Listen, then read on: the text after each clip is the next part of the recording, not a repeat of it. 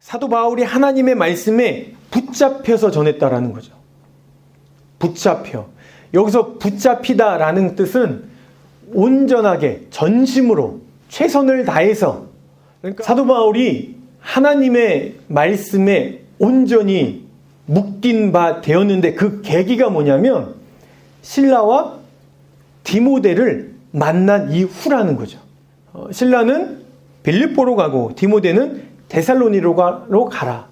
실라와 디모데가 모든 거기서의 미션을 수행을 하고 이제 내려온 거예요.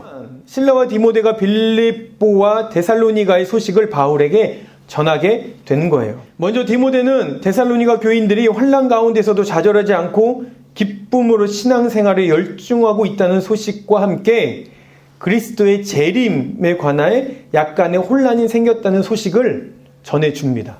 누구에게요? 바울에게요.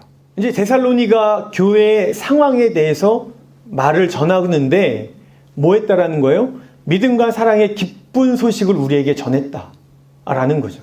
데살로니가라고 하면 바울은 2차 선교 여행 가운데 끔찍한 경험을 했던 지역이에요. 유대인들이 불량한 사람들을 데리고 바울을 죽이기 위해서 소란을 폈던 그곳이죠. 그래서 아마 바울에게 있어서 데살로니가는 굉장히 염려와 걱정이 됐던 곳 중에 하나이고, 어떻게 보면 자기가 죽을 뻔한 곳이기 때문에 그곳을 끔찍하다고 생각을 했을 수도 있다라는 거예요. 그런데 그 데살로니가 교회의 소식이요, 데살로니가 교회의 믿음과 사랑에 대한 소식이었다라는 거예요. 이게 바울에게 얼마나 큰 힘이 되었겠는가요? 이 소식을 듣고 바울이 무엇을 생각했겠어요? 어떤 생각이 들었겠어요? 큰 힘이 됐겠죠. 하지만 그 이면에는 어떤 마음이 있을까요? 아, 복음을 전한다라는 것이 사람의 능력에 있는 것이 아니구나. 물리적인 시간이 길다고 해서, 짧다고 해서 복음이 전파되고 사람의 능력으로 되지 않구나. 사람의 힘으로 되는 것은 아니구나. 이건 전적인 하나님의 역사이구나. 왜냐하면 그곳에는 복음이 전파되지 않을 것만 같았는데요. 그래서 바울은 그저 말씀을 전한 것밖에 없어요. 예수가 진짜 그리스도다. 예수가 진짜 하나님의 아들이다. 우리는 예수를 꼭 믿어야 된다.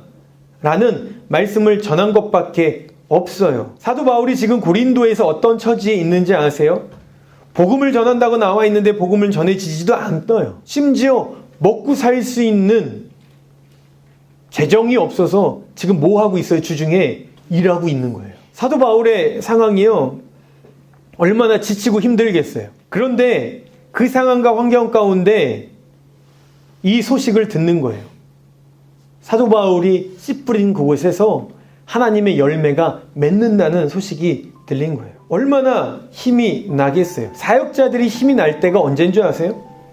사역자들은요, 다른 거 없어요. 여러분들이 말씀에 순종해서 믿음의 삶을 살아가겠다고 고백하고 선포하고 또 그렇게 살아가기 위해서 애쓰고 발버둥 치는 모습을 보면 사역자에게는 그게 아주 큰 힘이 된다라는 거죠. 그리고 또 실라는요, 빌립보 교회의 소식을 전해줍니다. 근데 그들의 소식과 함께 뭘 가져왔냐면 그들이 헌금을 가져왔어요. 그러니까 물질로 어려움도 겪었고 심리적인 어려움도 있었지만 그 모든 것들을 누구를 통해서? 실라와 디모데를 통해서 회복되었다라는 거죠. 바울이 힘들고 지쳐있을 때 실라와 디모데를 통해서 얻은 그 소식과 그 재정은요, 바울에게 너무나도 큰 힘이 되었을 거예요. 우리들이 신앙생활을 할 때 또 우리들의 그냥 일상생활에서 힘든 게 뭔가요? 나 혼자인 것 같을 때 참 힘들잖아요. 그런데 나와 함께 하시는 하나님이 살아계시는구나, 나를 역사하시는구나, 나와 동행하시는구나가 느껴지면 힘이 솟는 거죠. 그래서 바울은요, 일하지 않고 온전히 복음을 전하는데 집중하는 거예요. 그것이 바로 바울이 5절에 말한 말씀에, 하나님의 말씀에 붙잡혀라는 거죠. 근데 이렇게 끝나면 참 좋겠어요. 해피엔딩이잖아요. 그래서 영원토록 사도 바울이 말씀을 잘 전했더라. 또 그의 말씀을 듣고 많은 사람들이 회심하였더라, 하나님을 만났더라 하면 참 좋겠는데 그 이후의 말씀이 다시 사도 바울의 기운을 빠지게 하는 거예요. 그들을 대적하여 비방하거늘. 사도 바울이 전하는 그 복음을 비방한다라는 거예요. 바울이 옷을 털면서 이르되 너희 피가 너희 머리로 돌아갈 것이요 나는 깨끗하니라. 이후에는 이방인으로 가리라 하고. 나 이제 니네들한테 복음 전하지 않아. 니네들이 구원을 받던 나 이제 책임 아니다. 니네가 구원 못 받으면 내 책임 아니라 니네 책임이다 라고 옷을 털면서 난 너희들한테 복음 전하지 않고 나 이제 이방인한테 들어갈 거야 라고 이야기를 한 거예요. 바울에게 또다시 환상을 하나님이 보여주세요. 그러면서 하나님이 환상 가운데 바울에게 뭐라고 말씀하시나요? 두려워하지 말아라. 침묵하지 말고 뭐 하라고요? 말하라고요. 뭘 말하라는 걸까요? 예수가 그리스도임을 쉬지 말고 말하라라는 거예요. 하나님이 바울에게 그렇게 말씀하시는 거예요. 사람이 많이 믿는다고 우리 눈에 보이는 열매가 크다고 그게 성공하는 것이 아니라 또 너희들이 보는 눈에 보이는 열매가 없다고 그게 실패하는 것이 아니다. 너는 뭐 하면 된다. 말씀을 그냥 전해라.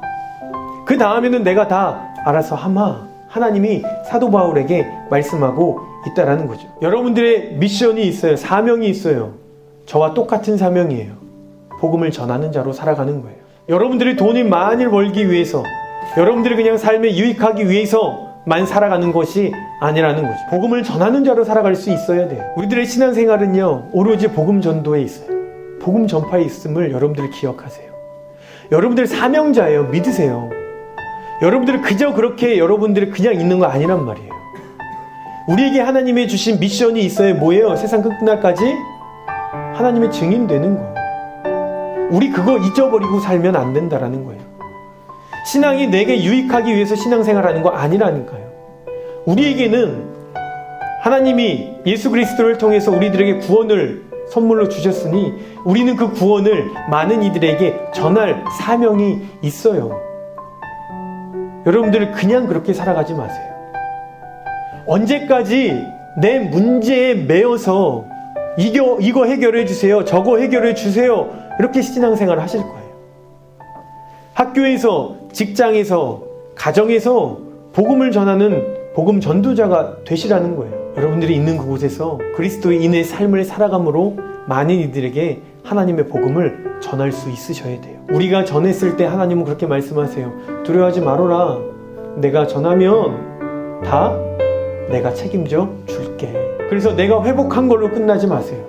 내가 은혜 받은 것으로 끝나지 마세요. 그게 목적이 아니라 우리는 그보다 한 발짝, 10발자국 더 나아가서 하나님을 전하는 사람이 되어야 함을 꼭 기억하시길 바라요. 예수를 전하는 여러분들이 되었으면 좋겠어요. 여러분들이 있는 그 자리에서 온전히 복음 전파하는 귀한 동역자 되길 소망합니다.